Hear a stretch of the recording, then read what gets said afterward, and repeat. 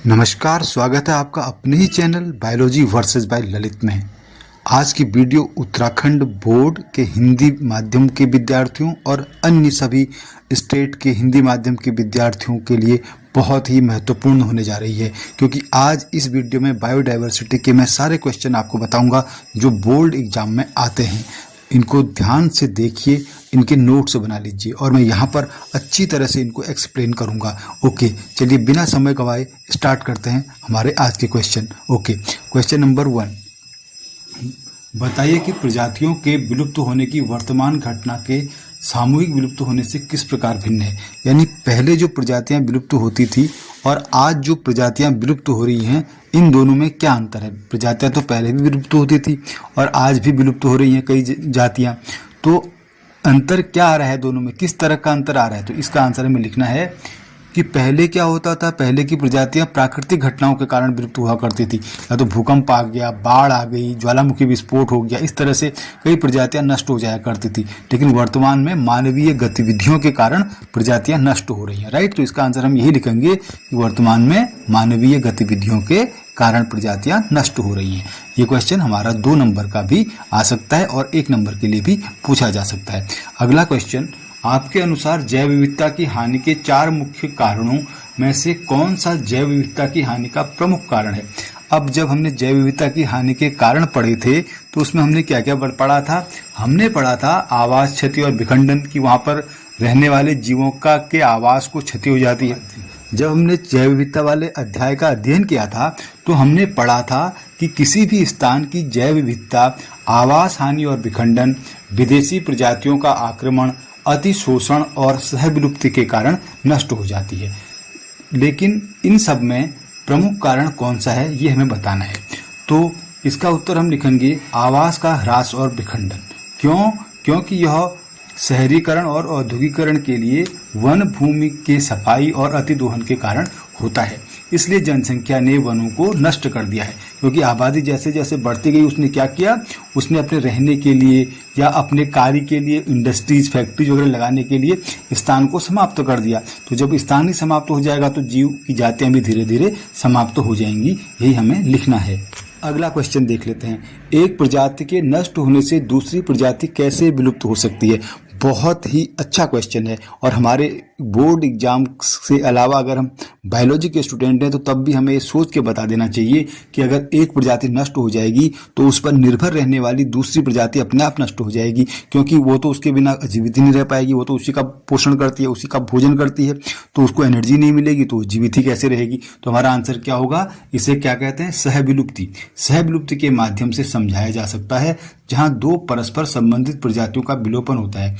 ठीक है, उदाहरण के लिए मेजबान मछली के विलुप्त होने से सभी परजीवी भी विलुप्त हो जाते हैं। अगर मछली पर जो जीव जीवित रह रहे हैं, अगर किसी जगह पर वो मछलियां विलुप्त हो गई तो वो जीव जो मछली पर जीवित हैं या मछली पर जो पैरासाइट है, मछली के बिना रह ही नहीं पाते हैं, मछली से ही अपना पोषण देते हैं, वो जीव तो वैसे ही समाप्त हो जाएंगे। चलिए अगला क्वेश्चन देख लेते हैं, क्या किसी प्राकृतिक समुदाय की विविधता और उत्पादकता 100 वर्षों से अधिक समय तक स्थिर रह सकती है। उत्तर होगा नहीं, यह संभव नहीं है, क्योंकि प्राकृतिक आवास को कभी भी वास्तविक रूप से बनाए नहीं रखा जा सकता। संसाधन हमेशा प्रचुर मात्रा में उपलब्ध नहीं हो सकते तथा जीवित रहने के लिए पर्यावरणीय परिस्थितियां बदलती रहती हैं। चलिए अगला प्रश्न देख लेते हैं, बहुत ही लॉजिकल प्रश्न है। उपोष्ण कटिबंधीय उष्ण कटिबंधीय क्षेत्रों में समशीतोष्ण क्षेत्रों की तुलना में अधिक जैव विविधता क्यों है।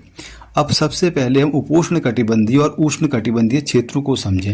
ये कौन से क्षेत्र हैं, गर्म क्षेत्र, जहाँ पर सूर्य की तेज रोशनी आती है, सीधी किरणें पड़ती हैं और यहाँ पर बारिश भी बहुत तेज होती है। जैसे इक्वेटर वाला भाग यानी विषुवतीय प्रदेश, 0 डिग्री अक्षांश पर जो प्रदेश होते हैं उसके आसपास, वहाँ पर सूर्य की किरणें हमेशा सीधी पड़ती हैं और तेज बारिश होती है, और बारिश होने से वहाँ पर जैव विविधता बहुत अधिक होती है, तो उसके आसपास जैव विविधता अधिक पाई जाती है।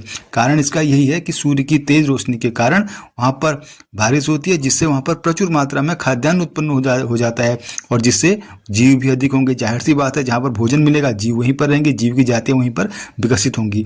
तो इस वजह से विषुवतीय प्रदेशों में ज़्यादा जैव विविधता पाई जाती है, ज़्यादा जीव पाए जाते हैं अगर हम इनकी तुलना करें ध्रुवीय क्षेत्र या अन्य क्षेत्रों से। तो यही इसका आंसर हम लिखेंगे। अगला प्रश्न देख लेते हैं। संकटग्रस्त पौधों और पशु प्रजातियों के उदाहरण के साथ संकटग्रस्त प्रजातियों को परिभाषित कीजिए। संकटग्रस्त प्रजातियां कौन सी हैं जो धीरे धीरे समाप्ति की ओर अग्रसर हैं? यह विलुप्त होने के कगार पर खड़ी प्रजातियां हैं। ठीक है, तो इनका नाम हमें याद रखना है। साइबेरियन टाइगर लुप्तप्राय पौधा अगर होगा तो हमारे पास वीनस को याद रखने के लिए जरूरी तो यह विलुप्त होने के कगार पर है। जैसे लुप्तप्राय जानवर में साइबेरियन टाइगर और लुप्तप्राय पौधे में वीनस और फ्लाई ट्रैप। अगला प्रश्न देख लेते हैं। वे कौन से कारक हैं जो किसी प्रजाति को संकटग्रस्त निर्धारित करते हैं? यानी कैसे रेड डाटा बुक में उन जातियों का नाम आ जाता है कि संकटग्रस्त हैं? क्या क्या निर्धारक कारक है जिनसे पता चलता है कि ये जातियां हमारी संकटग्रस्त होंगी? तो कौन कौन से निर्धारक कारक? पहला, प्रजातियों की संख्या में चिंताजनक दर से गिरावट। अगर प्रजातियों की संख्या किसी जगह से कम हो रही है धीरे धीरे तो हम कहेंगे कि यह प्रजाति संकट में है। दूसरा, उसके आवास का विनाश और संशोधन। आवास का विनाश तो मैंने पहले ही बताया कि बहुत बड़ा कारण है इसका। तीसरा, शिकारियों की बढ़ती गतिविधियां। अगर शिकारी किसी जगह से शिकार करेंगे और वहां से प्रजातियों को नष्ट कर देंगे तो वो धीरे धीरे विलुप्ति के कगार पर पहुंच जाएंगे। आज का अंतिम प्रश्न देख लेते हैं बच्चों।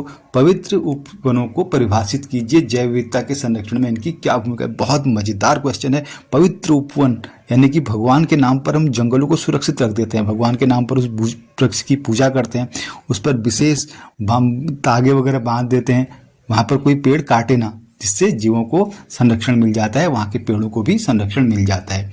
राइट, तो हम क्या लिखेंगे? ये पवित्र स्थल हैं जो स्थानीय समुदायों के लिए अत्यंत महत्वपूर्ण हैं। ये पूर्वजों की आत्माओं और स्थानीय देवताओं को समर्पित हैं और स्थानीय समुदायों द्वारा पारिस्थितिक और आध्यात्मिक मूल्यों सहित सामाजिक परंपराओं और वर्जनाओं के माध्यम से संरक्षित हैं। ये जैव विविधता से समृद्ध हैं क्योंकि वहाँ पर कोई काटता नहीं है, कोई वहाँ पर छेड़खानी नहीं करता है और दुर्लभ पौधों और पशु प्रजातियों का पोषण करते हैं। और अरावली पहाड़ियाँ, मेघालय, पश्चिमी घाट आदि में पाए जाते हैं। ज़्यादा कहाँ पाए जाते हैं? हमारे यहाँ राजस्थान में, पश्चिमी घाट में और मेघालय में। ये 3 स्थल में क्या पाए जाते हैं? हमारे पवित्र उपवन पाए जाते हैं। इसके अलावा हमें हॉट स्पॉट भी अपने याद रखे होंगे। जो भारत में हॉट स्पॉट है